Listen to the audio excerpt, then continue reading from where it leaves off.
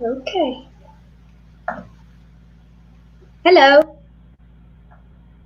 Hello and welcome to OpenMind's first AMA program, ladies and gentlemen. OpenMind is an open source community focused on focusing on researching and developing and promoting tools for secure, private, privacy-preserving, value-aligned artificial intelligence. Our goal is to build safe artificial intelligence for everyone. In the AMA interview, you'll have the opportunity to ask questions of privacy experts from in and around the OpenMind community. My name is Amel Sellami, and I'm from Sfax, Tunisia, and I'm an AI engineer working at a company named Ensteady, and I will be your host today. Today we're having actually a very special guest, Andrew Trask, the leader of the OpenMind community. Andrew is a PhD student at the University of Oxford studying privacy and deep learning. He is also the author of Grokking Deep Learning, a Manning publication introductory book for which has sold over 10,000 copies, an instructor in Udacity Deep Learning Manager degree, and also the lead instructor of Udacity's new course on secure and private AI. Welcome, Andrew. Thanks. Glad to be here. Cool. So, Andrew, we are having like 16 questions submitted beforehand for you to answer, and in the next 30 minutes or so, we're going to try to answer as many as possible. Are you ready? Yeah, let's get started. Okay, so the first question is like, can you please give us some tips on how to start contributing to PI Sift's code space, please?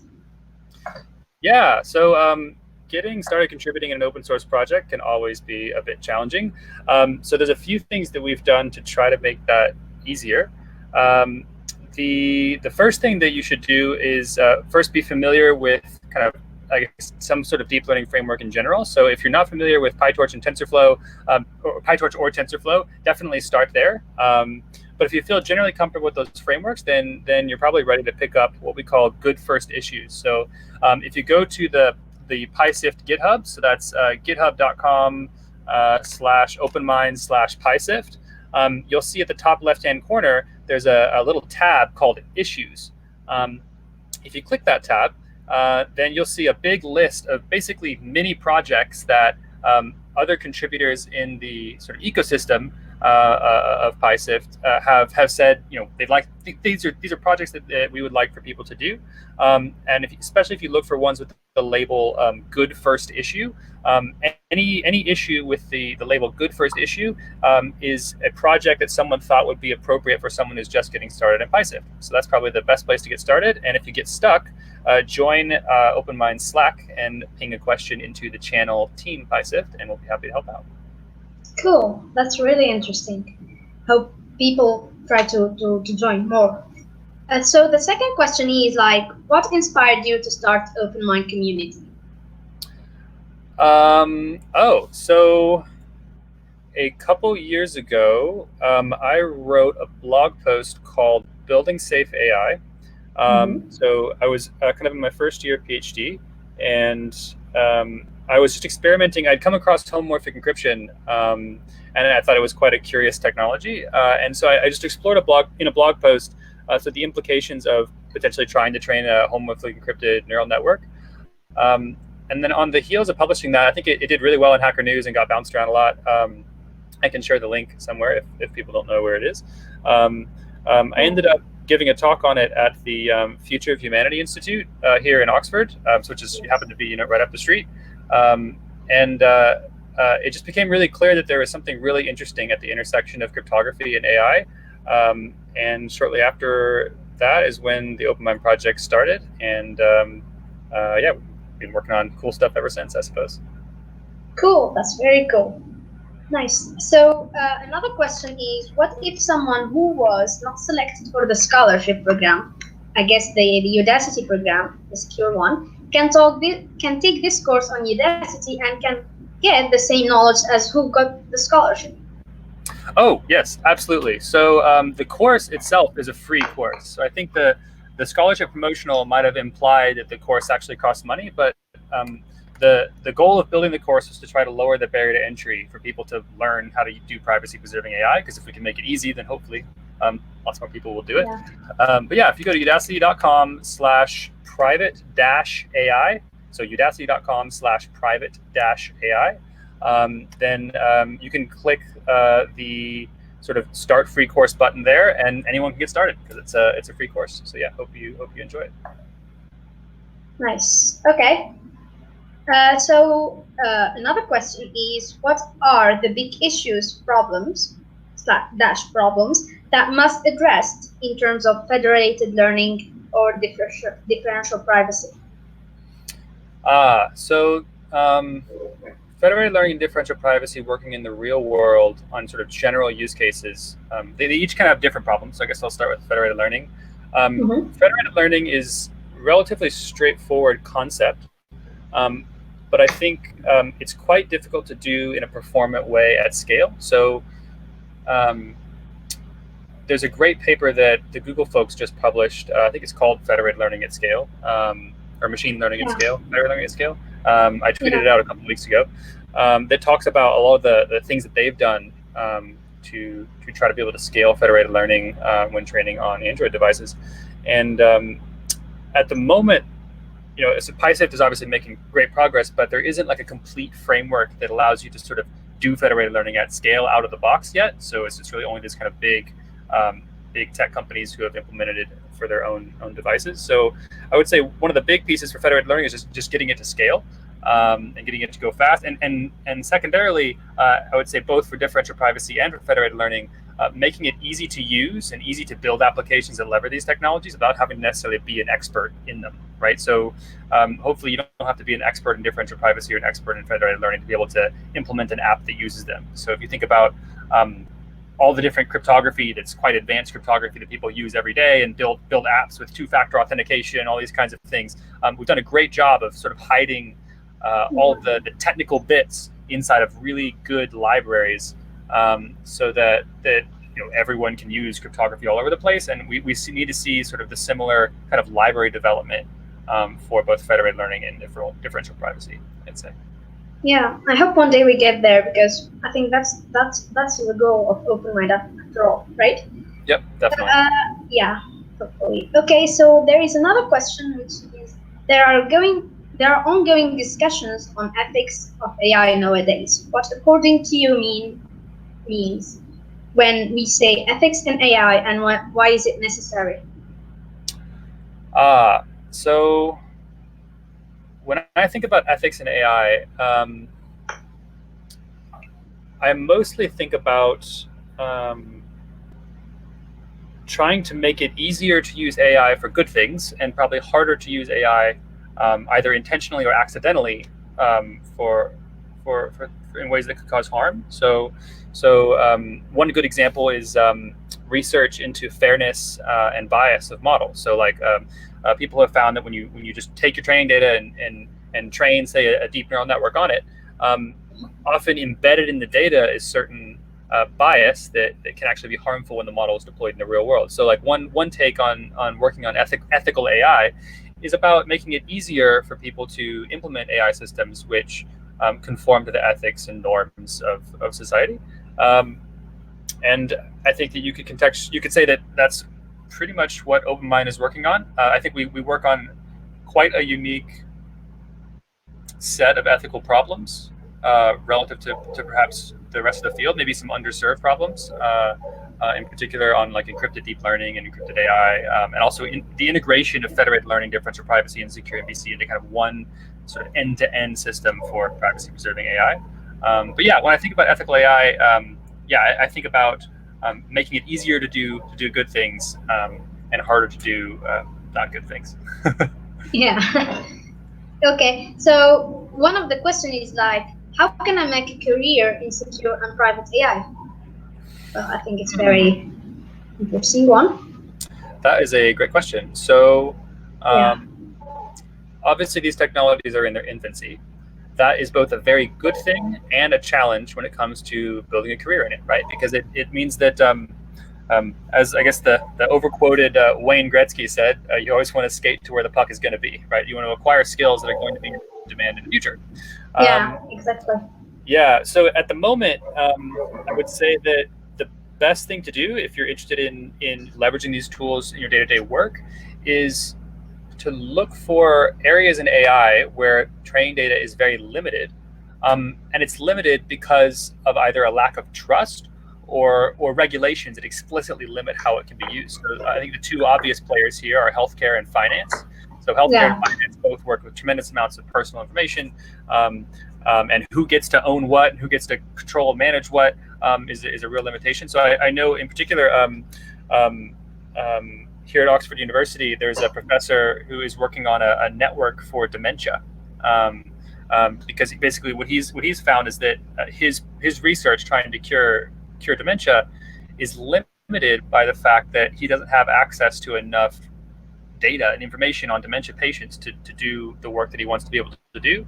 And so one of his main focuses is on building a distributed and privacy preserving network of data, such that he can be able to do his research without having to actually aggregate all of his data to one location. And that's why he's one of the commissioning partners on the RISE grants that OpenMind recently commissioned. But yeah, so healthcare and finance, I think, are probably where you should go. And you don't necessarily look for a job posting that is saying, looking for someone to do secure and private AI. Most people probably don't know about it yet. You want to look for a job posting that says, okay, you're going to be doing data science on secure information, right? You're going to be doing lots of data munging and data annotating. And then when you get there, you say, hey, what if instead of just working with this small amount of data that people were actually willing to send us, what if instead we actually had sort of pointers to much larger amounts of data that they weren't willing to send to us, right? And that's really where you get the conversation started on helping businesses be more competitive by preserving privacy. And I think that allows you to be definitely an ethical AI person, right, and do kind of social good things in the world, while also actually helping the company that you're working for meet their bottom line and build more effective products and services. In this case, build better healthcare models, right? And so that it's kind of it's a really, really great place to play if you're interested in pursuing a career in secure and private AI. Nice. I think that's the goal. AI for good, like AI for everyone. Yeah, exactly. Definitely. So there is a question: is how is it like to pursue PhD from Oxford University? Oh, it's great. Oxford PhDs tend to be really open-ended. So PhDs in the United States have a tremendous amount of sort of coursework right at the beginning, and then sort of a bit of research towards the end. Whereas Oxford PhDs are a bit more self-exploratory. So to the extent that from very early on, you get kind of an open-ended purview to just do research and do something. And I think that it probably would have been more challenging for me to do this kind of work and this kind of research because it's a little more out of the box and it's a little more in its infancy at some other universities. So to that extent, big thumbs up to Oxford. I think they were actually recently, one of the ratings agencies just came out and said they're one of the top places in the world, which is great. And actually, if you are interested in applying to Oxford, the deadline for the first cutoff is coming up, I think either late October or early November. So definitely start putting together your application now. In particular, the master's program, the CS master's program is really, really good. Yeah, come to Oxford. It's a great place. Yeah, cool. So how are companies using federated learning, and which industry it is most used in? So to my knowledge, the main ones that are working on this and are talking about it openly are Google and Apple. And so they obviously have been using it in their various keyboard apps to do next word prediction, as has been quite famous. So yeah, I think that those are the places where it's mostly used. Now, as far as places where I've seen the most activity in terms of startups and enterprises kind of looking into it, I think healthcare is definitely way out in front.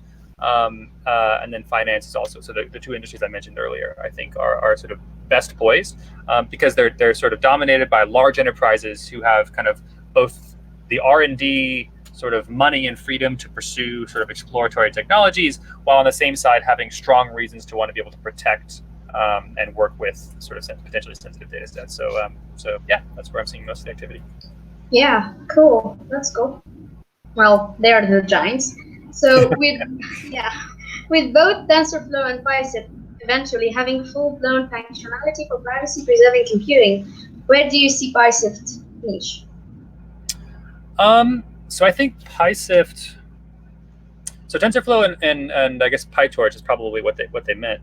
I think they might have meant PI Sift, but have specialized obviously on sort of high performance deep learning systems.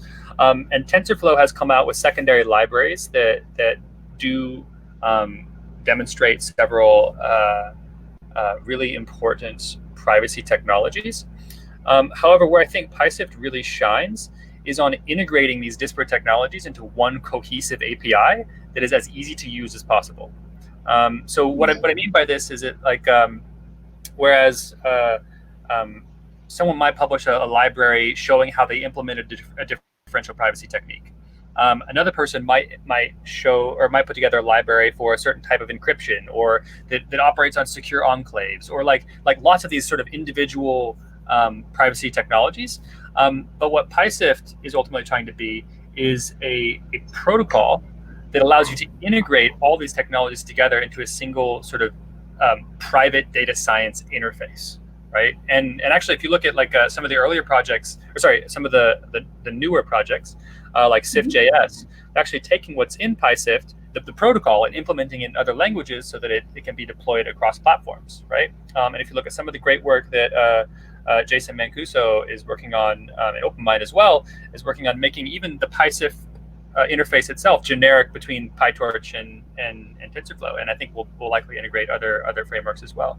So whereas I think the center of and like the dominant feature in sort of deep learning frameworks is being able to do deep learning and other high performance computing operations very efficiently.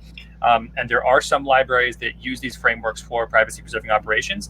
PI Sift really is trying to be sort of the most cohesive integration of all the different privacy techniques that you need in one place, in a way that all of these can kind of talk to each other and can work across platforms, so that you can build actual sort of products and applications that are scalable using sort of the integration of these techniques. Cool, nice. So some people are like struggling to learn PI Sift, and they're actually, how can I master PI Sift? Oh, that's a good question. So I think the best way to get started is definitely the course. So the course is going to be like an introductory to course to PI Sift, and like how it works, and what the base operations are, and why they're implemented that way, and what use cases they're useful for. However, if you want the more sort of advanced PI Sift functionality, this is sort of tucked away inside of the PI Sift repo. So if you go to the PI Sift repo on GitHub, so again, github.com/openmind/PI Sift, and click the examples folder, and then click the tutorials folder, you'll see a list of, wow, it looks like, I don't know, 16, 17, 18 tutorials. And these tutorials tend to be quite a bit more advanced, so that there are step-by-step. So there's tutorial 1, tutorial 2, tutorial 3, and they're meant to be done in a sequence. But because these tutorials can be updated as we add more code, the sort of newer functionality in PI Sift, the more advanced functionality in PI Sift, makes its way into these tutorials when it doesn't make it into the course, right? Because the course is sort of a self-standing thing that's sort of a snapshot in time of what PI Sift was at a particular date, when the course was published. But since then, we've already implemented a lot of sort of new and advanced functionality inside of PI Sift. And if you'd like to have a step-by-step tutorial showing you how that functionality works, the best place to look is sort of in the tutorials folder inside of the PI Sift repo. If you want even more advanced tutorials, inside of tutorials is another folder called Advanced, right? And if you click in there, you'll see several sort of more complicated, often multi-user kind of scenario use cases with PI Sift. But yeah, and then once you get through all those tutorials, I think that's probably everything that we've put together that will sort of hold your hand to learning PI Sift. After that, to really master PI Sift, you should either work on building a product or a service yourself, right? So try something totally new and figure things out along the way, or become a developer and a contributor on PI Sift and join one of the dev teams that are working on PI Sift day to day. Cool, that's cool. Okay, so another question is, using secure AI techniques allow us to potentially have access to data we wouldn't access otherwise. But this also requires to variable extent agreement from the owners of the data, right? So do you feel that this thing is easy, or like, I don't know?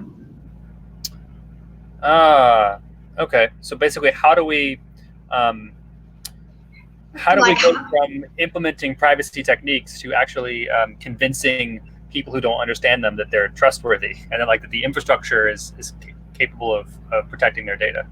yeah, exactly. Okay. Um, that is tough. But the good news is that we actually have really, really good precedent historically for this kind of thing. So, for example, um, in your browser, um, if you look in the top left-hand corner, right? So everyone's probably watching this on a browser, I'd imagine. You'll see a little icon of a lock next to the URL in your browser. That little lock means that the data that you're receiving has been properly signed, meaning that there's a certain bit of cryptography that actually is checking to make sure that when say YouTube is sending you packets of information, that it's actually coming from YouTube and it's not getting intercepted and changed by someone else along the way, right? Very advanced piece of cryptography, lots of really important thought and work went into doing it, but ultimately at the end of the day, it turns into a little lock icon in your browser, right? And if something were to go wrong, and if someone were to intercept it and try to send you bad traffic, all of a sudden your browser would do all sorts of, it would flag it and warn it and say, hey, something unsafe is happening right now.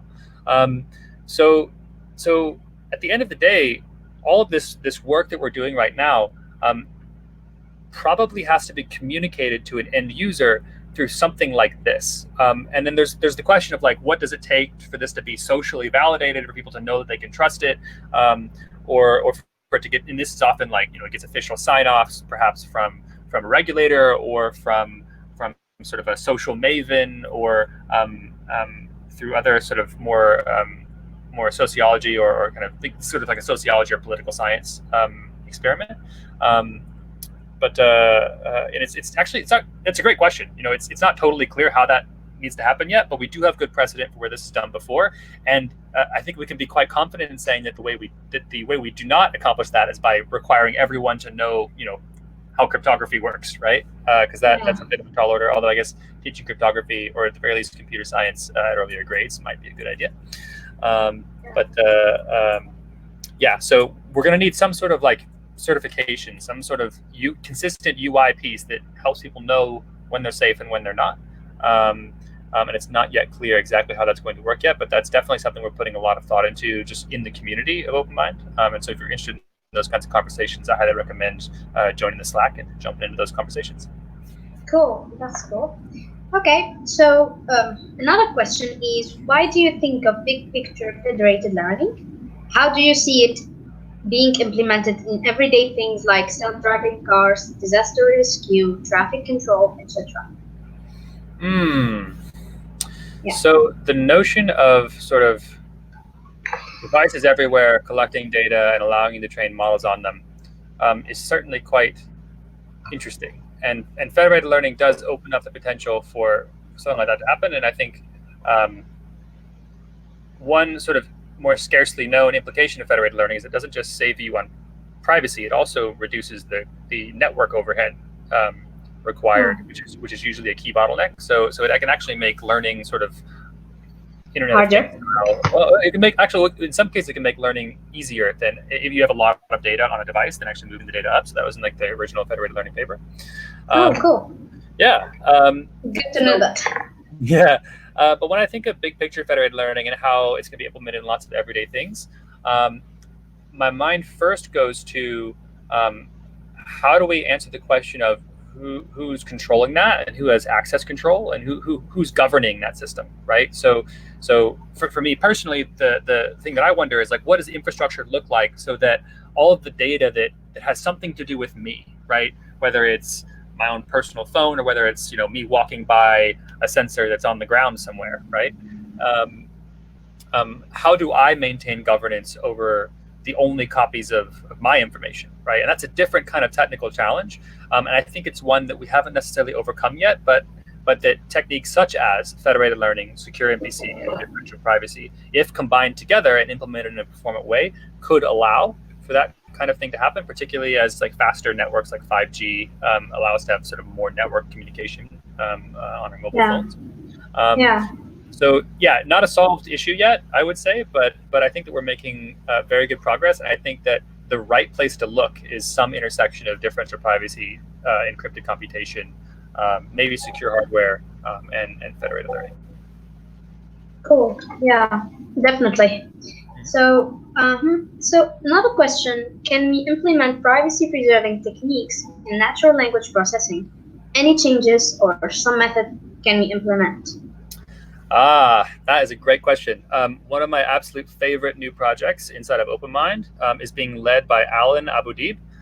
So if you find him on the Slack, he's actually working with a great group of folks to prototype a encrypted, privacy-preserving natural language processing library that specifically tries to focus on natural language processing, because as it turns out, a very large percentage of the world's private data is text. It's human language. It's telephone recordings. It's even video recordings like this. Like I would say, the most sensitive part of this video is not necessarily the pictures of our faces, right? It's what we're saying, right? It's the natural language. So it's a super duper important use case, and there are lots of pieces of NLP that actually make it really hard to do in a privacy preserving way. So my background actually originally is in natural language processing, so it's something it's very near and dear to me. But so one thing that comes to mind is embeddings. So if you know how an embedding layer works, the reason it's so fast is that you only select a single word embedding when you're forward propagating. But if you're doing encrypted computation, if you were to actually only propagate just that embedding, it would give away which word you were sending into the neural net, right? Because they would see you're only propagating this word embedding forward. So we've got to come up with other strategies to make sure that all the standard encryption things that we do can still be performant when we can't use some of the same techniques that we normally use for NLP out of the box. The other one is that differential privacy is really hard on natural language because natural language is so sparse. So differential privacy, at a high level, you can think about it as it smooths over unique parts of your statistical distribution. So if you have some distribution of data, and to make sure that you don't accidentally leak private information, you're going to smooth over the parts that are unique, right? Well, it turns out if language is very, very, very unique. So you could take any list of probably 6 or 7 sequential words on a Wikipedia page, and you'd be hard pressed to find anyone else who actually put those 6 or 7 words together in that order anywhere. Like language very rarely repeats. And so there's a lot of work that needs to be done specifically for making these techniques work well with NLP that I'm very, very excited about. And if you're interested in this at all, definitely contact Alan Abudib on Slack. Oh, and actually, totally underrated idea, I think, is that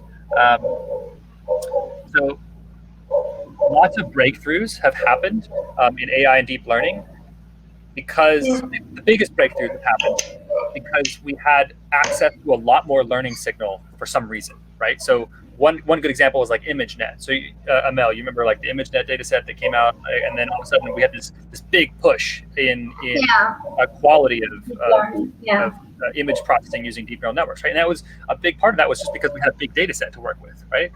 Exactly. Same thing with you can actually view GPUs as being the same story, right? So we had GPUs come out, and all of a sudden we could process a lot more data. So we might have had big data sets, but now we can actually process big models with a lot more data. So we had a lot more learning signal really, really quickly. I think that solving privacy could open up an order of magnitude more. I mean, probably more than that, but like. For natural language processing. Yeah, for natural language processing, right? And so there's all sorts of interesting statistical signal for understanding human language that previously we've never had access to before. I mean, one of the so if you look at Chomsky and like the history of NLP, and a lot of these people ask the question like, how do babies learn? How do they acquire language, right? And how do with so few statistical data points, or how do people who know one language learn another language so quickly, right? Being able to learn from and ultimately answer these questions takes you closer to personal private information that previously we just can't. We don't really have very much of. We can't touch it. We can't look at it. We can't study it. We can't do anything because we haven't solved privacy, right? So So um, I genuinely think that when we get to the point where privacy infrastructure can enable you to safely work with data that you never see, right, and train ML models that preserve privacy in the process, we're going to see a huge jump in AI progress, particularly in natural language processing, because so much natural language data is sensitive and we aren't able to work with it right now. And so if you look at like the NLP industry, that's why it's all Newswire and Wikipedia, right? Yeah. Like UN transcripts, and this is not how people have conversations, right? So I'm extremely excited about natural language processing. I know I spent a lot of time on that question, but I think that NLP and privacy technologies has a very bright future, and no one is working on it yet. It is a great place. Actually, to reference the other one, if you're going to pitch a master's or an Oxford PhD project, I think that is a killer area to look into. Yeah, definitely. So another question is, can we extract total general information of sensitive data without any privacy compromise? So I think the correct answer there is sometimes. If you wanted to look into these sort of perfect privacy schemes, look towards zero epsilon schemes. So any schemes that can give you a scenario where you're spending zero epsilon in your differential privacy mechanism. So Pate, which is the one we studied in the course, sometimes can be zero epsilon given the right scenario, and the course talks about why. And there are also other techniques that can be zero epsilon, but it is very challenging and very hard to do. Yeah, I guess.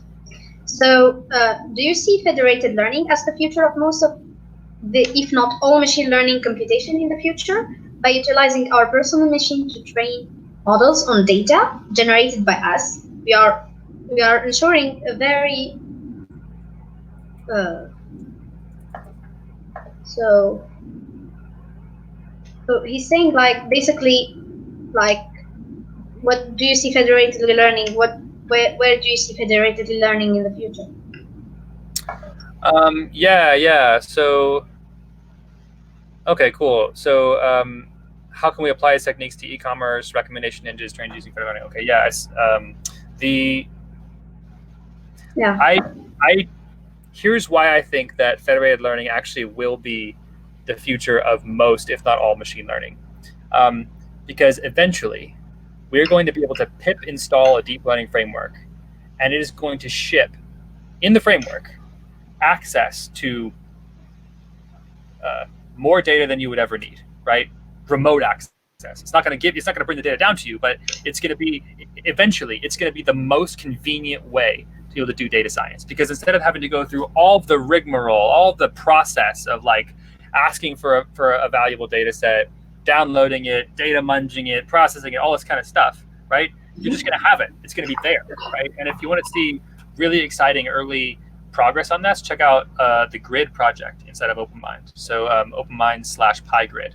And in PyGrid is really trying to prototype and ultimately build this kind of system where you'll go pip install PyGrid, and it will be a grid that gives you access to data that's across the internet and has the appropriate infrastructure in place to make sure that that data is protected while still allowing you to do privacy preserving AI. And I think that data scientists spend 90% of their time munging data and 10% of their time training models, and that's not how people actually want to be spending their time. And I think federated learning eventually is going to be by far the most convenient option, and people are going to wonder why we ever did it any other way.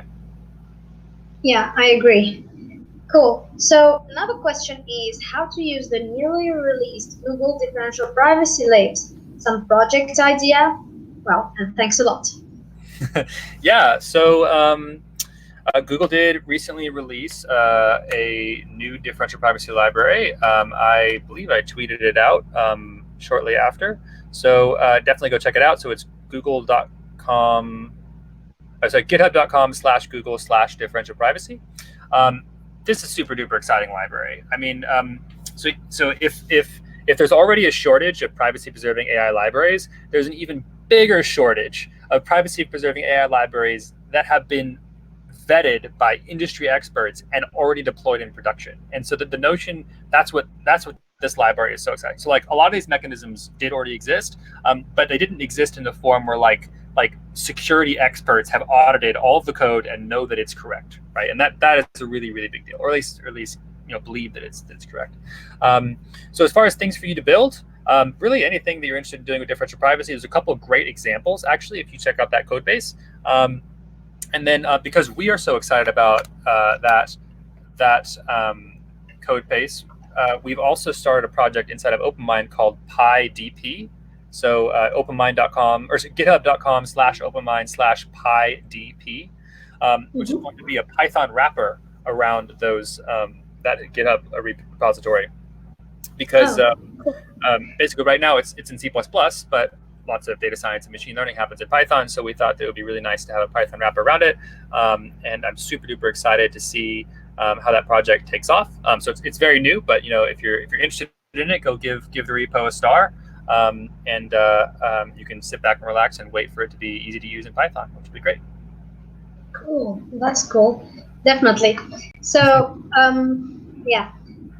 So how do you think privacy-preserving techniques will directly affect business profits, and how could users trust these techniques are employed? That is a big question. Yeah. How will privacy affect businesses' profits? So the good news, and I think actually is really good news in here, is that privacy is actually already aligned, I think, with a lot of business models in the AI industry. And actually definitely with businesses involving sort of any sort of products and services to consumers. And the reason for that, so if you think about AI, what is AI limited by? It's limited by compute, data, and access to talented individuals who know how to do it, right? So like sort of the talent shortage. So if you think about, being in, so I used to work training ML models in healthcare before I came back to school. And the biggest challenge that we had was getting enough training data to be able to train an accurate model within one customer, right? Because when you're sitting down with one customer, right, anyone else you would get data from doesn't want to let their data go, and often has legal obligatory reasons why they can't do that. So you have to train your models sort of one customer at a time, which is really, really, really challenging. Yes. So in my opinion, especially for all these sort of AI kind of enterprise vendors, so AI companies that are going into a company and offering some sort of AI related service, I think that federated learning and privacy preserving techniques are going to make it so much easier for them, because instead of having to retrain their models at every single customer, they can train one model across all of their customers, right? And then when they get a new customer, they don't have to start over and retrain all of their models again, because the models from their previous customers might accidentally contain sensitive information, right? So it means that instead of going from a really slow, long sales cycle, rebuilding half your product, right, with every customer, now you get network effects. Like the more customers you have, the smarter your model is, and the harder it is for other people to claim that they have a smarter model than you, because I'm training on 30 customers, or I'm training on 50 customers, or whatever, right? So in this case, it's a really, really, really good thing, and there are very strong systemic reasons why anyone who's in the enterprise AI space should be investing in these privacy preserving techniques as fast as possible. Now, in the consumer space, I think that there's a very exciting time coming. And that is when privacy preserving techniques hit basically review systems. So if you think about how valuable Amazon reviews is, or Yelp, or any of these these rating services, or like product rating services, all these kinds of things. The really exciting thing here is that the way these services are currently set up is that a person, basically each person by hand, is their own privacy filter, right? So I log into Amazon and I review a product, and that product might have been a really sensitive product. It might have been some at-home medical device, or it might have been some particular garment or something like that. It could be anything, right? And I am sort of taking in the information, all of my private information, and then summarizing that into a single bit. And that bit is, is this product good, bad, or otherwise, right? And it requires, it's it's very slow, it's time consuming, it's manual. I mean, we do ratings manually right now. We have people rate restaurants, right? We have people rate movies, we have people rate all these things. And when privacy preserving techniques can make it so that sort of machine learning rates your experience with products and services that you work with automatically, holy cow, Batman, we're about to get a lot more transparency around how good and bad all the different products and services around the world are, right? Forget about like just logging into Amazon and reading 5 reviews that might have been written by the guy who's selling the product, right? Like, this is a world wherein thousands, millions of people, you go to Walmart and you're going to buy a plastic cup, and now you can actually see some sort of privacy preserving, differential private query that has information that came from 50 million cup users, and you know that this cup is 5% more likely to break when you drop it than this other cup, and so now I'm going to buy this cup instead, right? Yeah. This would never be possible, because the amount of manual information entering would just be unfathomable, right? But when privacy preserving analytics hit the point where we can automatically rate products and services without people having to do it manually, yeah, the world changes. And I think the businesses that really lean into that and are focusing on building the best possible products and services are going to be huge winners in that kind of. I'm very, very, very excited about that kind of transition. Well, wow, yeah, I definitely agree. Thank you for the answer. So, yeah, so another question is, I'm a college student. I really like the way how we could do machine learning in a way that don't compromise users' privacy. My question is, how can I practice data privacy techniques? Okay, so the best way to practice, this is an interesting question in AI machine learning in general. The best way to practice is to open up a blog, right? And pick some demo in your head, like that you think would be cool, build it, and teach other people how you did it. And it doesn't have to be something that hasn't been done before. My most popular blog post of all time, by far, is a blog post titled "A Neural Network in 11 Lines of Python." When I wrote that blog post, there were already dozens of other "here's how to build a neural network" tutorials that existed, right? But I did my own personal take on it, and that was useful for some people. So like the best way to practice is just build something yourself, right? And teach someone how you built it. And the easiest way and most scalable way to teach is by writing it down in a blog. Yeah, definitely. I agree. So for a beginner who is getting started in ML and thinks of privacy as an important factor, what things should they keep in mind while learning or when getting started on projects? So you gotta learn to walk before you can run, right?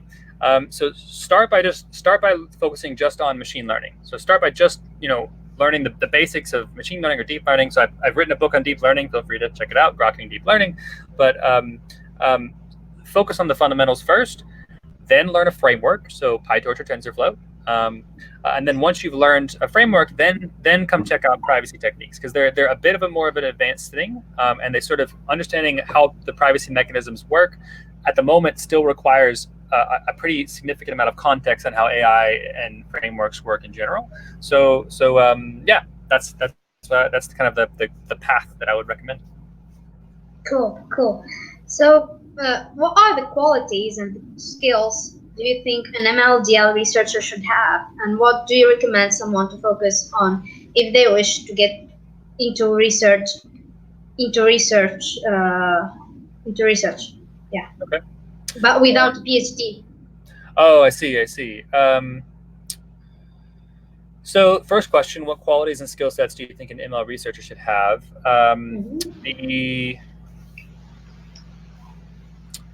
So there's first a few things that you should know, right? You should be generally up to date on current trends in your field, right? So you should sort of know what's going on. So I think my PhD supervisor once told me a great anecdote, which is research is ultimately a big conversation. That's all that it is, right? Yes, there's peer review. Yes, there's papers and blog posts and implementations and all this kind of stuff. But at the end of the day, It is a large distributed conversation, and so what you really need to be a great ML researcher is to be able to participate in that conversation, which means you need to know what other people are talking about, right? And you need to know it well enough to be able to say, okay, here's the problem we're trying to solve, right? Here are the methods that are currently solving it, and here's where I think I can make a modification that would better reach this goal. And as best you can, try to fight the notion of just tweaking someone else's model and getting a state-of-the-art result. Like um, that is might be a good way to get a paper into NeurIPS, but it's not the best way to actually push research forward, right? Pushing research forward is when someone comes up with a new approach and a new idea and a new perspective on how we solve and make progress on a long-term goal, right? And that requires understanding what the goal is, where we are now, what we've already tried, what the trajectory of things is, like the direction that we have been going, and then trying to propose sort of novel ideas. Now, as far as what do you recommend to someone focus on if they wish to get into research without a PhD? I think the best thing to focus on there is, so I first got into research before I had a PhD, or before I started a PhD program. So I was at a company called Digital Reasoning, and they had a small labs group where I was able to publish my first ICML paper, which was great.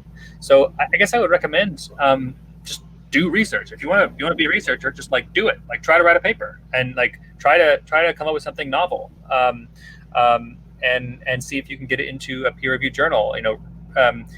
Try to collaborate with other researchers.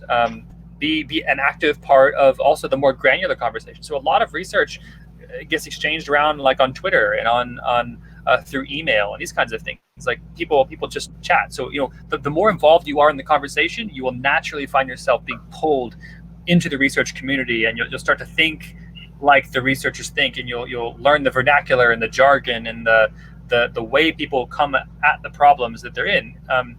And for what it's worth, the way that's different in every research field. So like ML research has a certain culture and a certain way that people approach problems, a certain way people think about things.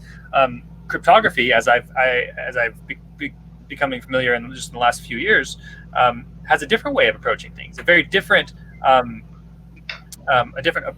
culture, a different set of conditions for being a fruitful member of the conversation, right? So it's just a matter of becoming familiar, getting to know people, and becoming a part of the conversation as much as you can, and of course try to publish a paper. And I do recommend still applying to PhD programs, but it's of course a lot easier if you already have a publication under your belt, because that sort of says you're already capable of doing what a PhD supervisor is hiring you to do, basically. Cool, nice.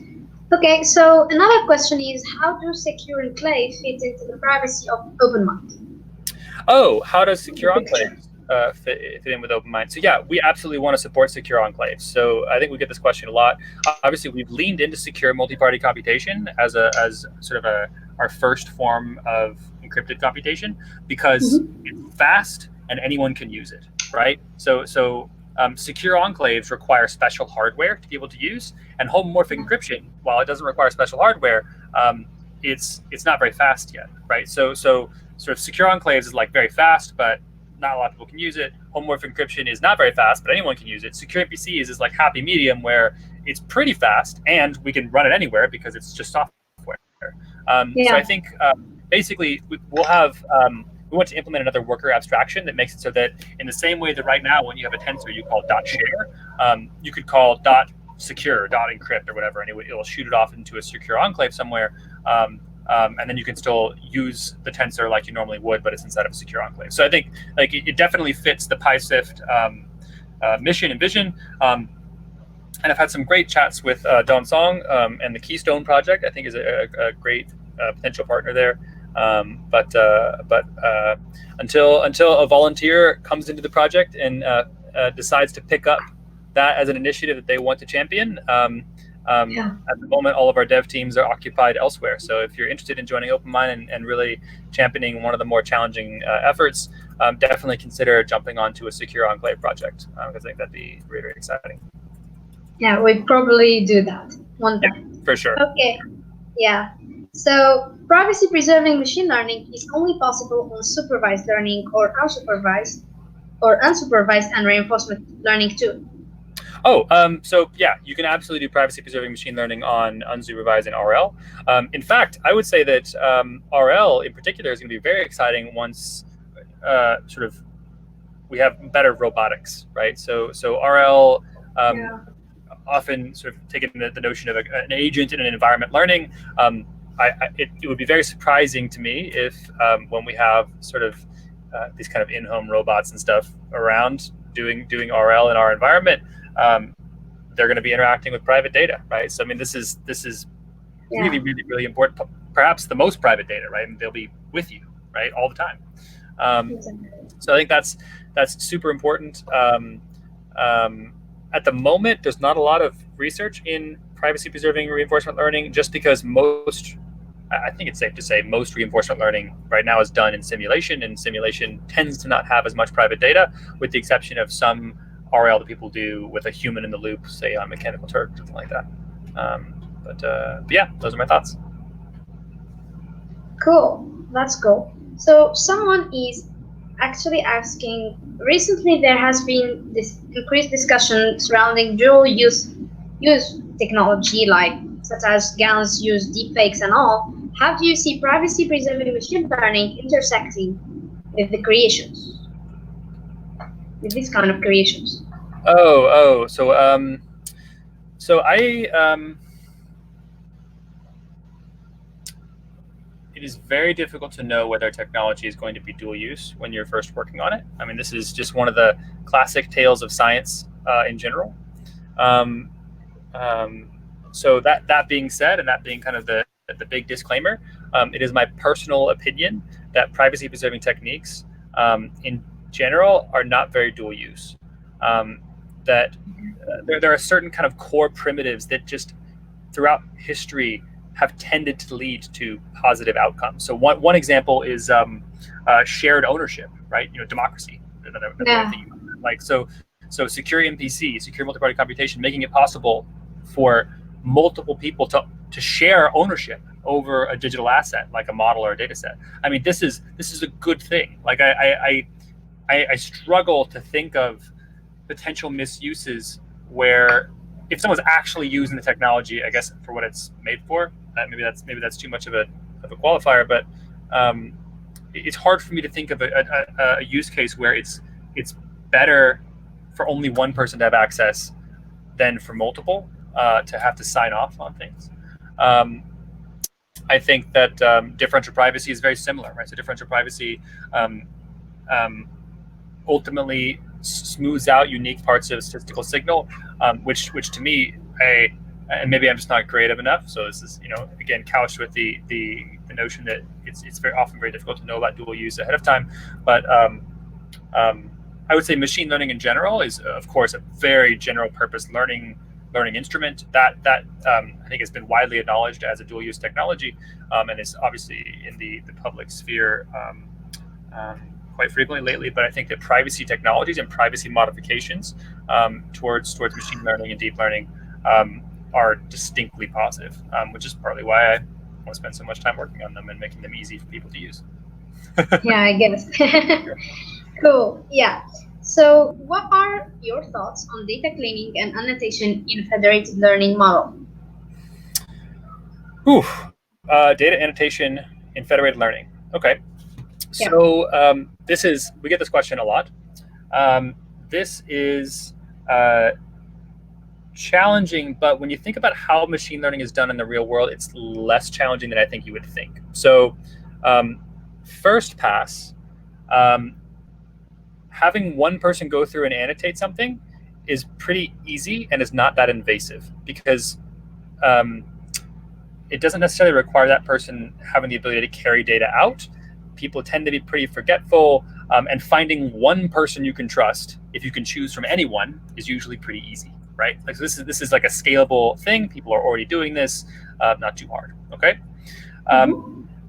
and what federated learning allows is that once you have one person annotate a data set, now, you know, in theory, with the right infrastructure, anyone could then use that data set without having the ability to let, like, sort of invade the privacy of the people who are contained in that information, if that makes sense, right? So the idea is that whereas federated learning doesn't necessarily solve private annotation, privacy preserving annotation, so that's not a problem that federated learning necessarily solves.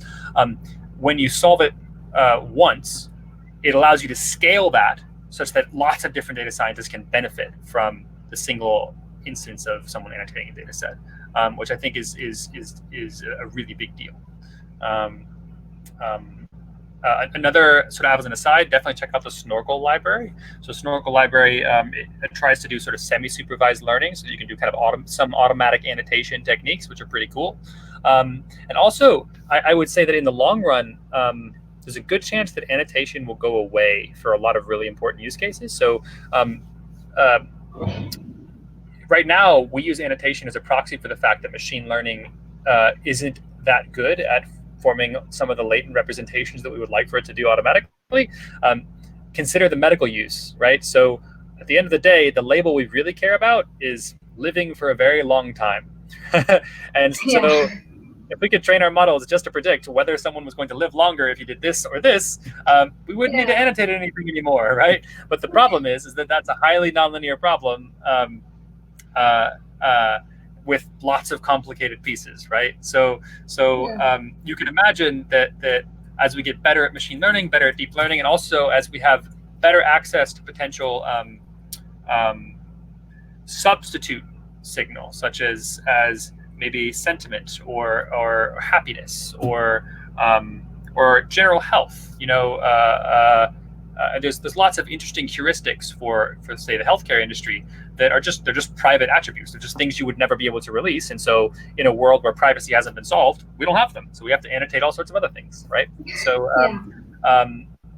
those are kind of like the three thoughts. So one, having one person annotate is not too bad. Two, and federated learning can allow it to scale.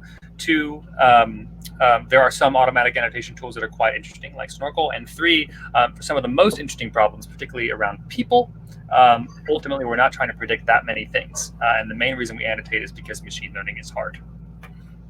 Cool. But that will hopefully get easier over time. Yeah. So, there is a question. Can you tell me the name of open source tools of which OpenMind community is working on? I know PI Sift. Is there anything other than that, or do you have plan to make new open source tools? Yes, there are actually recently there's a ton of new tools coming out. So first off, check out Grid. Grid has been around for a while. And this is basically, so if PI Sift is a library, Grid is a platform. So like PI Sift, allows you to work with virtual workers and allows you to sort of practice doing privacy preserving machine learning. It's good for development. It's good for testing. It's good for implementing privacy preserving algorithms and all these kinds of things. But for actually deploying it, right? For putting it in a server backed by a database, at scale with authentication and user roles and access and socket servers and fault tolerance and all this kind of stuff, right? The platform of protecting data, that's Grid. And that's some really exciting work. I think there was almost 20 pull requests merged into Grid this week, which I'm super excited about. And there's actually there was a really awesome team working on Grid for PyTorch's hackathon, which they just uploaded their submission this week. So definitely check out that Grid demo. As far as other projects, I mean, the best place to look at what's coming out, I think I mentioned all of them already, is go to github.com/OpenMind, and you can see all the different projects we're working on. So I'm just scrolling through it now. So we got PI Sift, PyGrid, Sift.js is super exciting. So that's about bringing PI Sift to the browser, right? So the idea is you should be able to deploy privacy preserving algorithms, like everything that PI Sift has to offer, right? With a JavaScript only stack, right? So you should be able to spin up a Node.js server, and you should be able to do federated learning in the browser with JavaScript clients, right? And maybe in the browser might be a JavaScript-based mobile app or something like that. Yeah, it's super cool. So very excited about Sift.js. PyDP I mentioned earlier, which is a wrapper around Google's differential privacy library. It's a very exciting project called Android Worker, which is looking to basically build a PI Sift worker that runs on Android.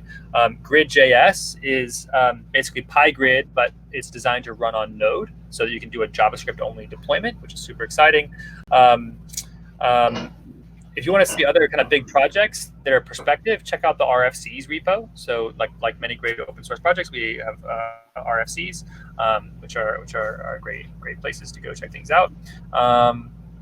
And yeah, there's a lot coming. So I think I also mentioned the NLP library. I believe there was a vote going on right now inside of the GitHub, or sorry, inside of the Slack team that is checking out what, basically voting on what the new NLP library should be called.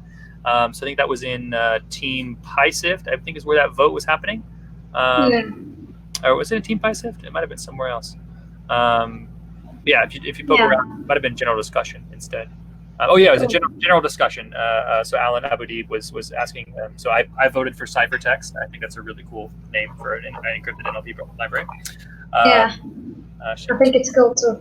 Yeah. So yeah, cool. So we're having like the 3 last questions. Okay. The first one. Okay. So the first one: what are your plans for Grid Library? The Grid Library in OpenMind. So I think the current trajectory for Grid is to make it as easy as possible for people to deploy PI Sift within their own private data networks. So like the idea is, if you're a hospital network or if you're a financial network or something like that, and you want to be able to do federated learning, encrypted computation across multiple data owners, we want to try to make that as easy as possible. And so Grid is trying to be sort of a turnkey platform to allow you to do that. Obviously, neither PI Sift nor Grid at the moment, I should mention, have been sort of audited by a technical security auditor. So I wouldn't put these in production today yet. They're still works in progress. We're working on them every week, and I will be the first to shout from the rooftops when we have those audited through a technical auditor. So, but yeah, so very excited about the Grid library. Maybe someday in the future, people will be able to use Grid to create data networks that are open. I think the technologies need to be a bit more mature before we actually get to that point, but I'm super excited about the prospect. Cool, that's cool. So the second question is how big can a neural network be trained through federated learning? If I'm training a convolutional neural network via PI Sift, for example, will PI Sift be able to handle the ConvNet without problems? Yeah, so I think obviously the bigger the model is, the slower federated learning will happen. But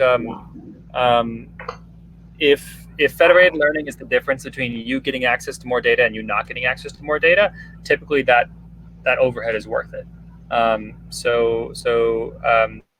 Yeah, I think the largest that I've seen, I don't remember numbers off the top of my head actually, but yeah, the other thing it depends on as well is the ratio of the model size to the amount of data that's local. So if you have 20 gigs of local images to train your content on, right, and the model size is half a gig, right? Well, then not aggregating the data is pretty nice. Like it's actually a lot faster than having to bring all the data up to the cloud. Whereas if the ratio of model size to the data size that's out on the worker is the other way, then maybe you actually do have quite a penalty for using federated learning. But it's very use case specific. But in practice, you can do big models with it. So like I'm not too worried about that. Okay, cool. That's cool. So the last question is, as I currently understand, OpenMind, the model is centrally owned by the data scientist who then trains it via the distributed and centralized worker. What plans/vision do you have regarding decentralizing models? So secure MPC. So check out the blog post on OpenMind's blog. Let me find the exact title. It is encrypted training with PyTorch plus PI Sift. So this was posted about a month ago. And you can see we actually have the ability to share ownership of models using secure MPC already. So it's actually a really, really important part of the PI Sift ecosystem. Like it's not just about protecting data, it's also about protecting models. Often this is just as important. In fact, especially if a model contains private information inside of it, or if it's interacting with private information throughout the prediction process.